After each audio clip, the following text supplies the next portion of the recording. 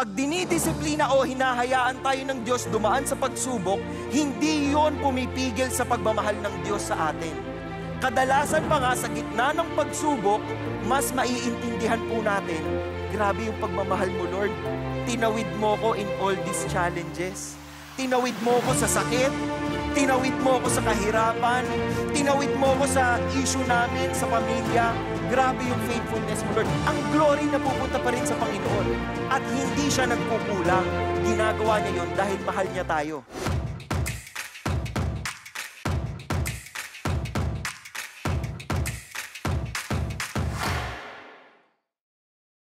Ang message natin ngayong hapon, love through discipline.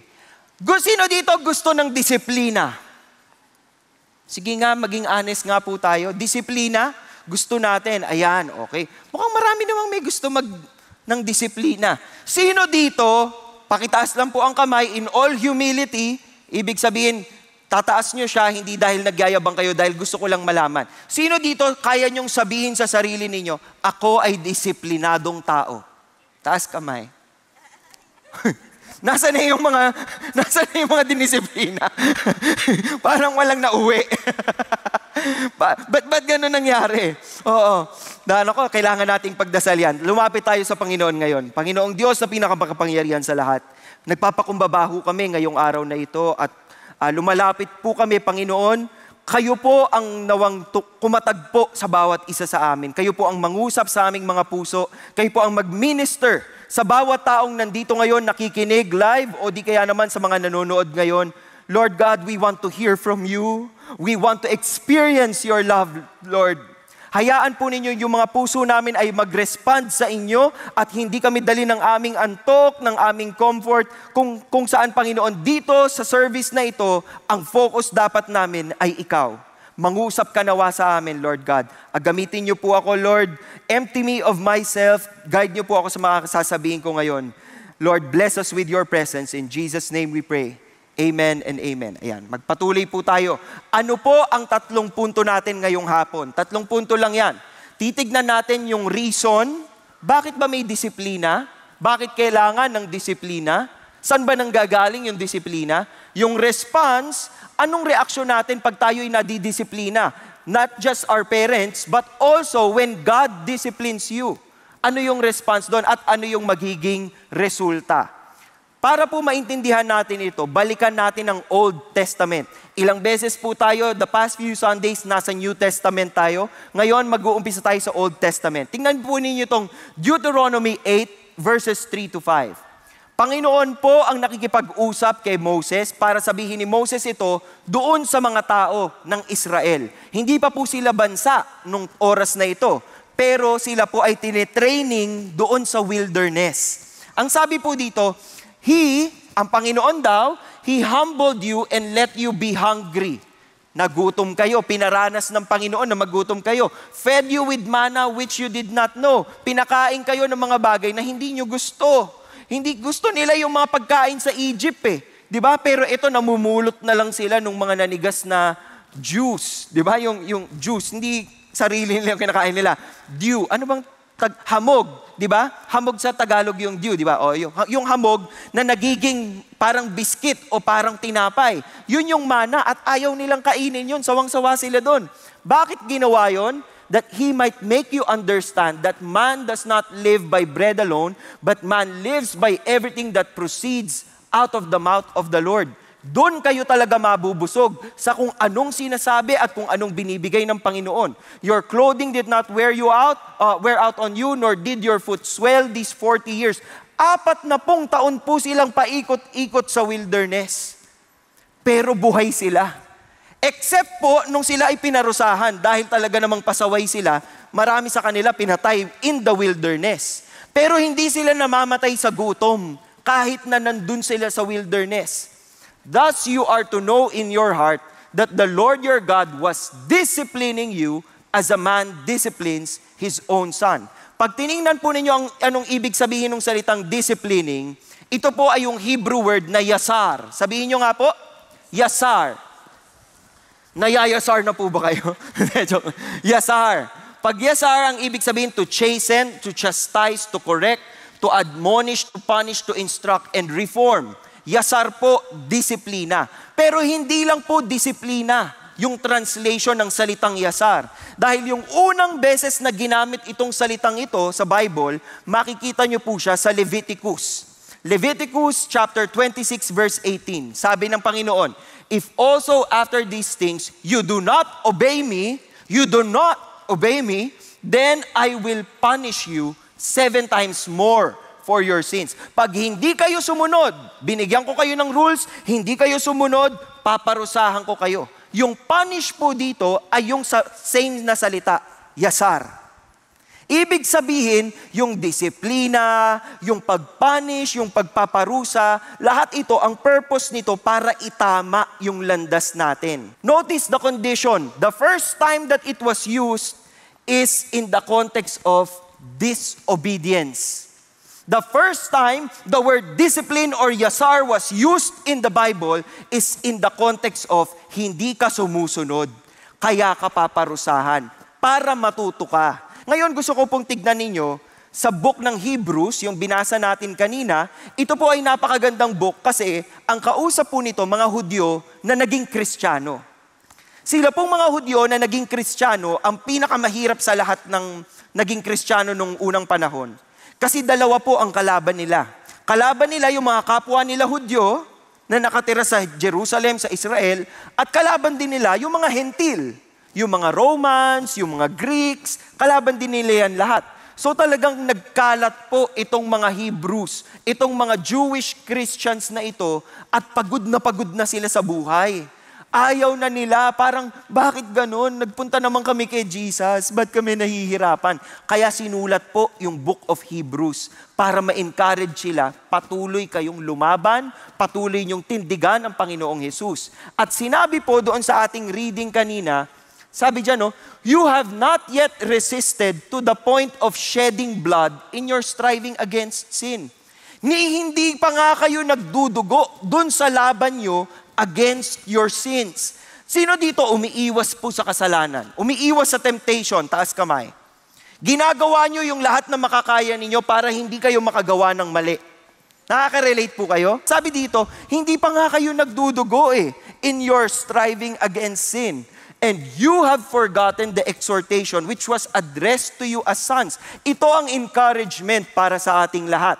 My son, do not regard lightly. Huwag mong ipagsawalang bahala o huwag mong tignan o maliitin yung pagdidisiplina ng Panginoon.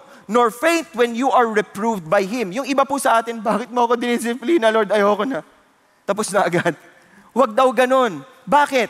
Tignan po ninyo, basahin natin sabay-sabay yung naka-yellow. For those whom the Lord loves, He disciplines. Sino daw yung dinidisiplina ng Panginoon? Yung mga mahal niya. Pag kayo pinalo ni Lord, mag-thank you kayo. Lord, thank you, may pakika sa akin. So for those whom the Lord loves, He disciplines. At dito, yung salitang ginamit dito ay paideia. Paideia. Sabi dito, basahin ko lang kasi maliit The whole training and education, talagang pangbata siya. Kung paano ka magturo ng bata, which relates to the cultivation of mind and morals and employs for this purpose now commands and admonitions, reproof and punishment. Dahil gusto mong madala siya sa tama, naglalagay ka ngayon ng disiplina. It also includes the training and care of the body. Kayo po ba nagwo-workout? Ako kasi nakakalimutang mag-workout. Whatever in adults also cultivates the soul. Ibig sabihin, meron ding mga spiritual disciplines tayong ginagawa. Ibig sabihin yung mga disiplinang yon, kailangan natin para mabago talaga tayo ng buong-buo ng Panginoon. Yun ang disiplina. Pagpatuloy natin. Sa context po ng Hebrews, basahin niyo po ito in this passage, the chastening was not punishment for wrongdoing. Sila po nadidisiplina hindi dahil mali yung ginawa nila. Nadidisiplina po sila, nabibigyan sila ng persecution, nabibigyan sila mga testing. Bakit? Kasi dinidesign yun ni God to cultivate Christian virtues and drive out evil. Para maging matino sila at para ipakita nilang hindi. We stand for Jesus. It does not cancel out the love. Pag dinidisiplina o hinahayaan tayo ng Diyos dumaan sa pagsubok, hindi yon pumipigil sa pagmamahal ng Diyos sa atin. Kadalasan pa nga sa gitna ng pagsubok, mas maiintindihan po natin, grabe yung pagmamahal mo, Lord. Tinawid mo ko in all these challenges. Tinawid mo ko sa sakit. Tinawid mo ko sa kahirapan. Tinawid mo ko sa issue namin, sa pamilya. Grabe yung faithfulness mo, Lord. Ang glory na pupunta pa rin sa Panginoon. At hindi siya nagkukulang. Ginagawa niya yon dahil mahal niya tayo. Gusto niya tayong mapabuti, gusto niya tayong matrain. Kaya nga po, ang nagpatuloy dyan, sabi sa verse 7, it is for discipline that you endure. Yung endurance po, pag dumaan tayo sa disiplina, yung endurance po ay magandang training. Kasi nasasanay tayo, mas alam na natin na kapag may pagsubok, ang tatakbuhan kong una si God. Mas alam ko na ngayon na tapat si God at faithful si God at kung sakaling akala ko wala akong kakampi, may backer ako. Ang laki ng backer ko. Diyos ng buong mundo. Diyos ng buong sa kalawakan. Kasama ko siya. Doon mo yun natututunan. It is for discipline that you endure. God deals with you as with sons. Para tayong mga anak na tinatrato ng Panginoon.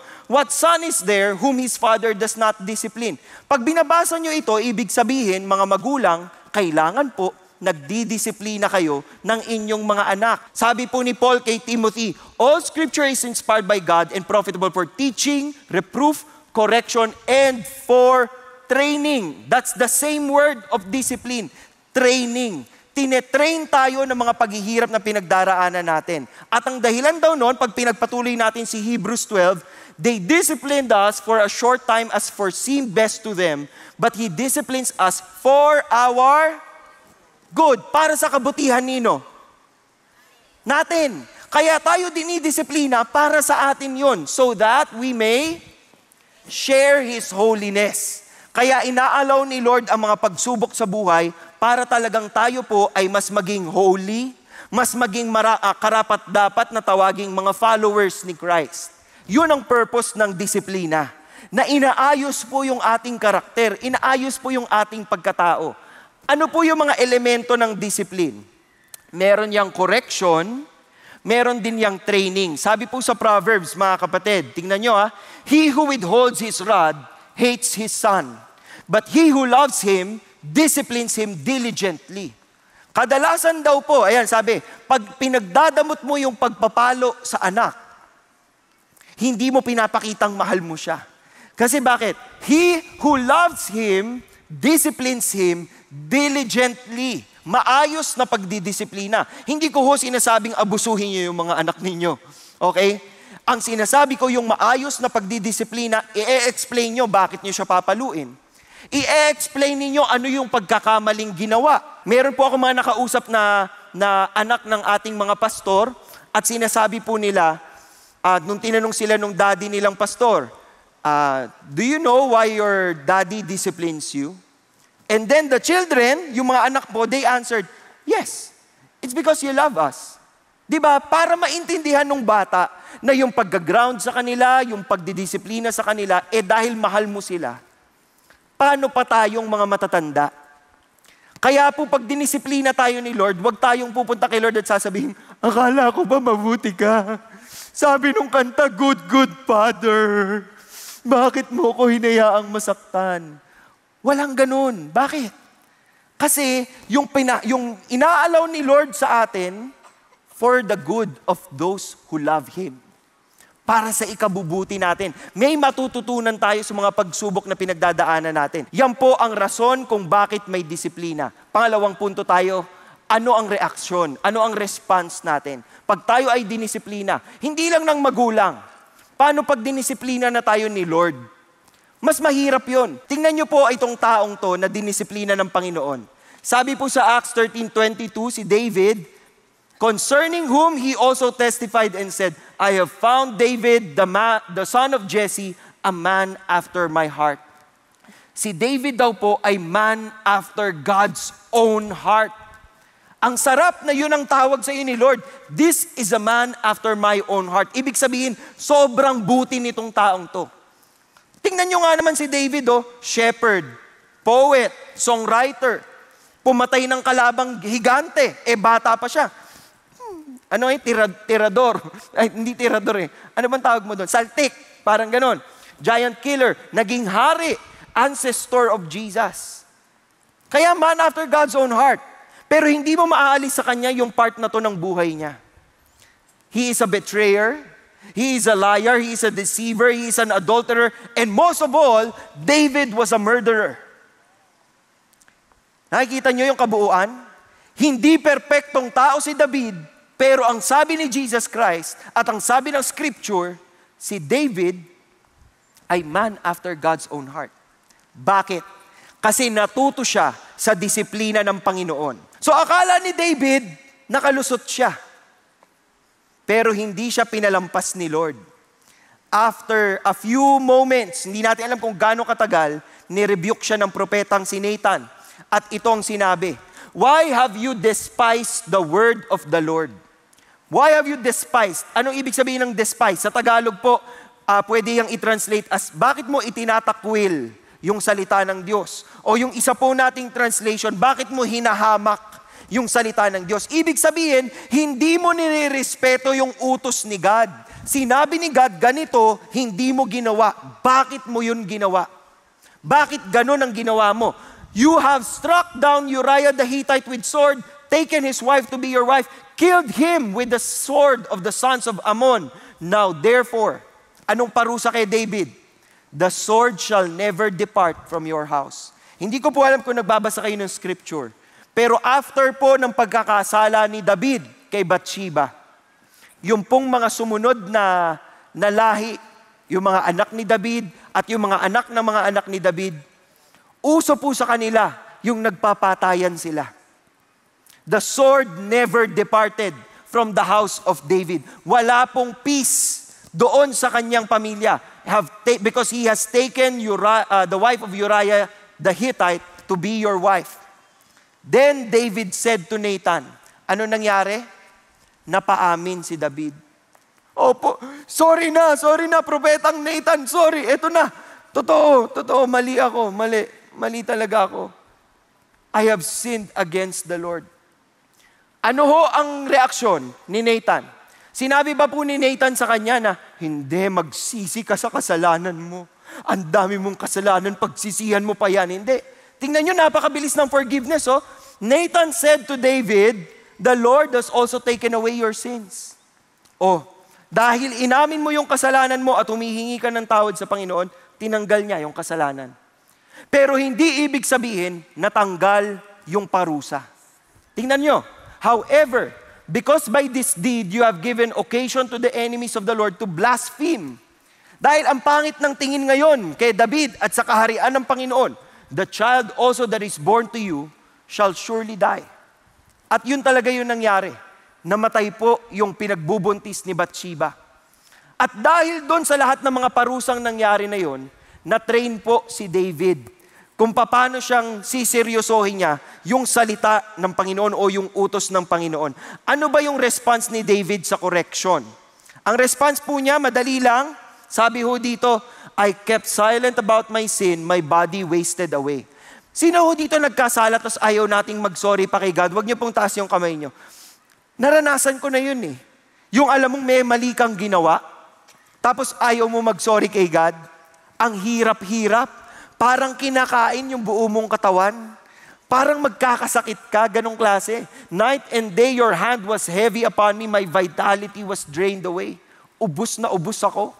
Ubus na ubus, hindi ko alam kung bakit. Pero, nung in-acknowledge ni David yung kanyang kasalanan sa Panginoon, and my iniquity I did not hide, nung sinabi niyang, I will confess my transgressions to the Lord, God forgave the guilt of his sin. Di ba? Ibig sabihin, ang response ni David, nung siya'y dinisiplina ni Lord, nagpakumbaba. Hindi nagmataas, hindi nagmatigas, hindi umiwas. Bagkus nagpakumbaba, umamin sa kasalanan at sinabing, Panginoon, patawarin mo ako. Minsan yun lang naman yung hinihintay. Kaya lang tayo bilang tao, hindi na nga po tama yung ginawa natin, tinatago na nga natin. Kapag tayo'y nabisto, ayaw pa natin mag-sorry. Huling-huli ka na. Kailangan mo nang magbago. Di ba? Huwag mo intayin si Lord ang pumalo. Huwag mo intayin si Lord ang gumulo sa buhay mo. Na sabihin mo, bakit mo ako ginanito? Ay, hindi kasalanan ni Lord yan. Kasalanan mo yan. Bakit hindi ka humingi ng tawad kaagad? Yun ang punto, di ba? Ano po ang dapat nating response pag tayo ay dinisiplina ni God? We can resent. Magtatampo tayo. Pag bitterness ang papairalin natin. Pero sabi po sa Proverbs 3, do not despise the Lord's discipline. Do not resent His rebuke. Pag kayo kinorek ni Lord, mag-thank you kayo. Ibig sabihin, mahal kayo ni Lord. Di ba? We can accept God's discipline reluctantly. Dinidisiplina mo na naman ako, Lord. Lagi na lang. May tampo na. Pero pwede ka ring mag-embrace ng disiplina ng Panginoon willingly. Katulad ng sinabi ni James, consider it pure joy, my brothers, whenever you face various trials, that you may be mature, complete, not lacking in anything. Pasalamatan mo ang Panginoon na merong disiplina para sa iyo at para sa akin. Pangatlo po nating punto, resulta. Ano ang maaabot na resulta kapag tayo po ay dumaan sa disiplina ng Panginoon? Tandaan po ninyo, nasa love rediscovered tayo. Pag dinidisiplina tayo ni Lord, it is out of love. Pag dinidisiplina po ng magulang ang mga anak, it is out of love. Pag kayo ay nadidisiplina sa opisina o nadidisiplina ng magulang sa school, kung saan pa man, ito ay dahil mahal kayo at ayaw kayong masira ang buhay ninyo. Hard work is hard work, but it is ultimately God's work. Yung mga taong gustong magbago, kahit anong attend nyo sa CCF o kung saan man kayo nag-a-attend, kahit anong training ang gawin ninyo, bayaran pa ninyo yan, kahit anong gawin ninyo, kung hindi si Lord ang kumikilos sa inyo, walang magbabago. Ilang beses kong tinangkang baguhin ang takbo ng buhay ko. Palagit-palagi akong dead end. Palagit-palagi akong disappointment. Pero nung oras na sinabi ko, Lord, natutunan ko na, hindi ako ang Diyos ng buhay ko. Ikaw ang Diyos. Ako ang susunod. Ikaw ang potter, ako ang clay. Ikaw ang kamay na humuhubog sa akin. Susunod lamang ako. Panginoon, nandito ako. Iyong-iyo ako. Doon nagbago ang buhay ko. Kasi si Lord na ang nagdadrive ng buhay mo. Yun ang produkto ng disiplina. Hanggat hindi mo yun natututunan, palagi kang uumpog sa pader. Palagi kang mahihirapan. Palagi mong mararamdaman, bakit parang walang nagbabago? Kasi hanggat hindi si Lord ang may control sa iyo, iikot-ikot ka dyan. Ikot-ikot lang, ikot-ikot lang. Yan. Ako hindi na ako ikot-ikot lang. Diretso na ako. Kasi nakita ko na yung liwanag eh. Nakita ko na yung hope. Nakita ko na yung grace ng Panginoon. So, anong sinasabi ng iba sa atin? Paano yan? Paano yan? Nagkamali na ako. Paano to? Ang laki-laki ng pagkakamali ko. Tingnan ho ninyo 1 John 1:9, if we confess our sins, He is faithful and righteous to forgive us our sins and to cleanse us from all unrighteousness. Binibigyan tayo ng forgiveness. Kadalasan po tayo, hirap tayong patawarin, hindi lang yung mga taong kagalit natin. Pinakamahirap patawarin sa lahat, yung sarili natin. Bakit ko yun ginawa? Why did I do that? But here, if we confess our sins, He is faithful and righteous to forgive us. And He will give that to us. Proverbs 22 verse 6, train up a child in the way he should go. Even when he is old, he will not depart from it. Ano pong nakukuha natin? Pag tayo ay dinisiplina at tinrain, godly character. Ito po ay verse ng school na pinag-aralan ko, Good Shepherd Christian School nung bata ako. Ito po yung verse nila. Train up a child in the way he should go, even when he is old, he will not depart from it.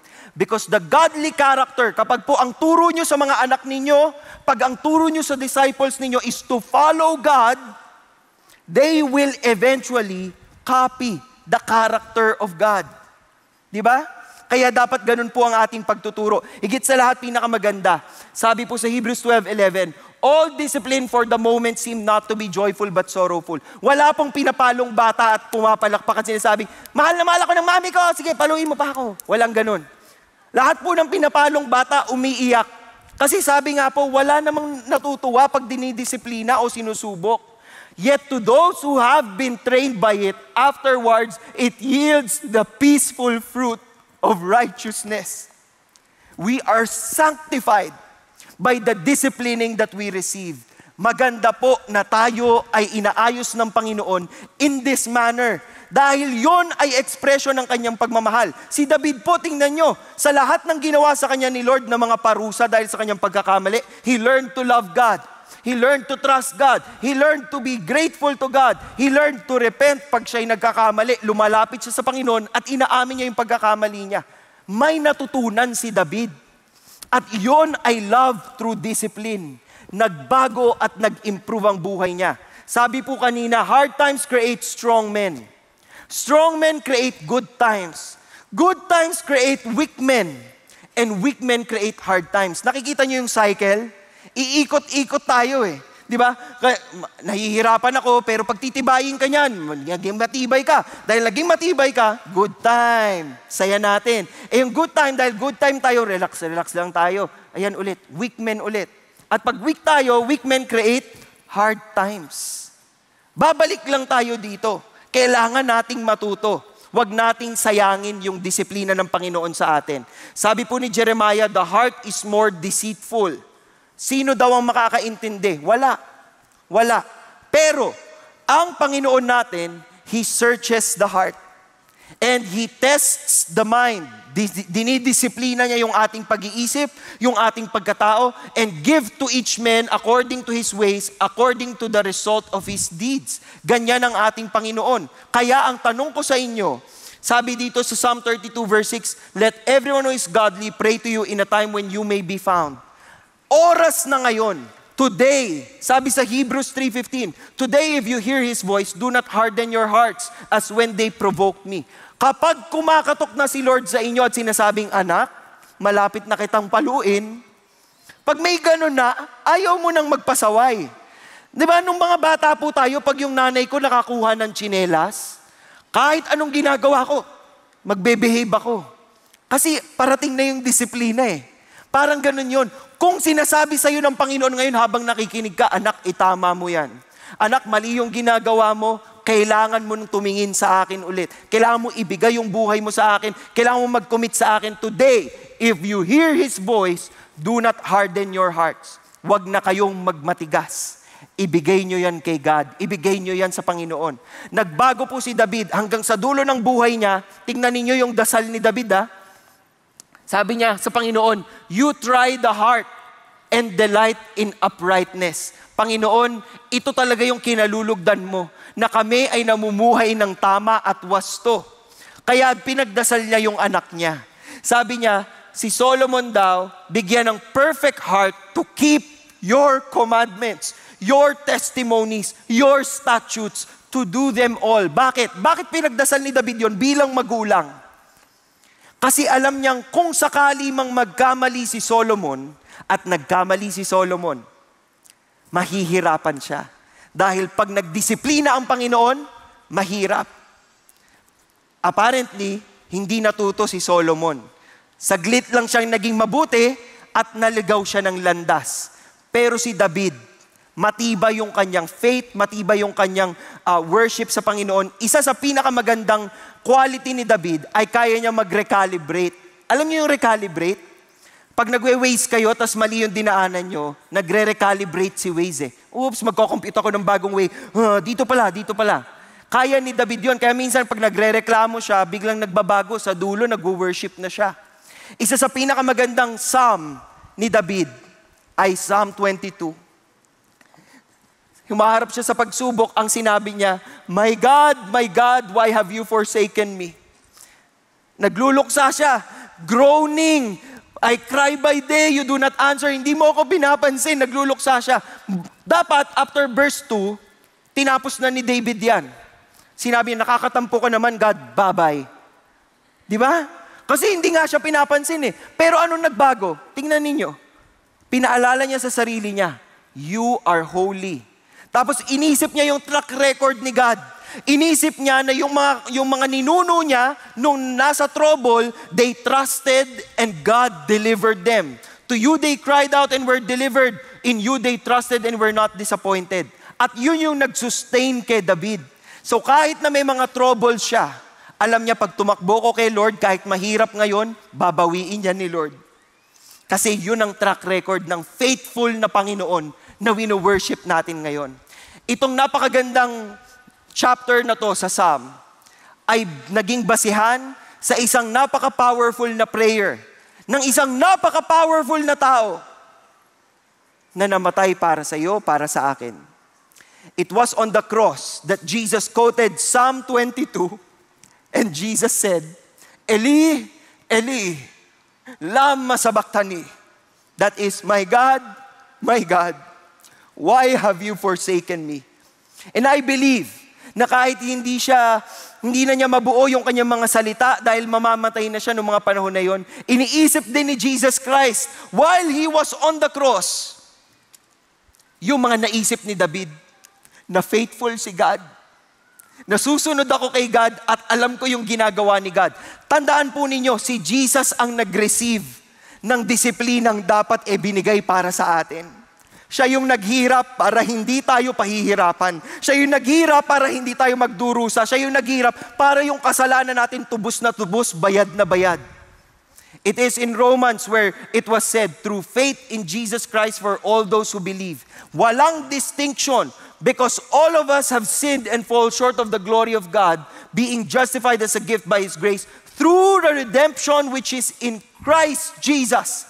Ginawa na ni Jesus Christ yung kabayaran, whom God displayed publicly as a propitiation in His blood through faith. Mga kapatid, kung takot kayo sa disiplina ni Lord, pwede na tayong mag-U-turn ngayon. Pero kung sakali pong hindi nyo naiintindihan, ginawa na ni Lord. Ginawa na ni Lord kung ano yung dapat gawin. And that is, He sent His Son to pay for our sins. Tubos na tubos tayo. Malayang malaya tayo. Buong buo tayo. Dahil inalay ni Jesus Christ yung kanyang sarili. I want you to remember this. You love through discipline. Because it will train you, it will mold you, but ultimately it will remind you na ang pagmamahal ng Panginoon, palaging dinadirect tayo sa tama. Huwag niyong isipin na KJ si God, pinaparusahan kayo, pinapagalit. Ba't ganun, Lord? Gusto ko tong taong to, bakit bawal? Hindi KJ si God. Iniiwas ka ni God sa masaklap na kwento ng buhay. And sometimes we have to surrender. We have to acknowledge, Lord, hindi ko alam yung best. Ikaw yung nakakaalam dun. Maybe today is the day that you will have to surrender to the disciplining of God. Maybe pinapalo ka talaga ni God, ikaw lang tong hindi nakikinig. Ikaw lang yung nagpapanggap na okay ka lang, masaya ka, okay lang buhay mo. But maybe this is God telling you right now, anak, pinapalo na kita. Gumising ka na. Anak, pinapalo na kita, binabawi kita dyan sa trouble na yan. Binabawi kita dyan sa struggle mo na yan. And you really have to respond in faith and say, Lord, hindi ko alam kung kaya ko, pero please, ito po ang kamay ko. Hugutin po ninyo ko. Take me out of the dark. Take me out of the mud. Tanggalin mo ko sa tubig na to na kinalulubugan ko. Bawiin mo ko sa lahat ng kalokohan na to. Panginoon, gusto kong magbago. Gusto kong i-acknowledge yung pagdidisiplina mo sa akin. If that is you, and you're praying to God, you really want God to move mightily in your life, I invite you to close your eyes and bow your heads. At kung meron dito, kumakatok sa puso nyo si Lord at sinasabi na ni Lord sa inyo, anak, time's up. Ikaw, kailangan mo nang isuko yung buhay mo sa akin. God is telling you, oo, may parusa, oo, may punishment, may pagdidisiplina, pero anak, mahal kita. At ayaw kong maligaw ka.